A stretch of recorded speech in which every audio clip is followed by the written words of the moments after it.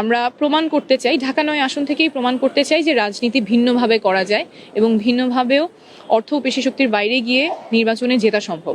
শুরু থেকেই বলেছি যে আমি কোটি কোটি টাকা নির্বাচনের আগে খরচ করব না, কারণ এই কোটি টাকা নির্বাচনের পরে তখন তুলতে জনগণের উপরই দুর্নীতির বোঝা চাপাতে হয়। লাখ লাখ পোস্টারে ছেয়ে আমার শহরটাকে আমি নোংরা করব না, অতিরিক্ত লাউডস্পিকার ব্যবহার করে দুর্ভোগ আমি সৃষ্টি করব না, কারণ এতে যারা শিক্ষার্থী আছেন, যারা অসুস্থ আছেন, আমাদের শিশুরা, আমাদের প্রবীণদের কষ্ট হয়। শোডাউনের ক্ষেত্রে যেটা হয় কারো অজানা না, কিছু কর্মী থাকে কিন্তু বেশিরভাগ ক্ষেত্রে ভাড়া করা মানুষ দিয়ে শোডাউন করতে হয়। এবং এই যে লাখ লাখ পোস্টার কিংবা শোডাউন, এগুলো আসলে জনসেবার জন্য না, বরঞ্চ সাধারণ জনগণের উপরে নিজের ক্ষমতার দাপট দেখিয়ে ভোটটা নেয়ার জন্য করা হয়। আমরা বিশ্বাস করি লাখ লাখ পোস্টার, অতিরিক্ত লাউডস্পিকারের শব্দ কিংবা ভাড়া করা শোডাউনের চেয়ে অনেক বেশি শক্তিশালী ব্যক্তিগত সম্পর্ক এবং বিশ্বাস।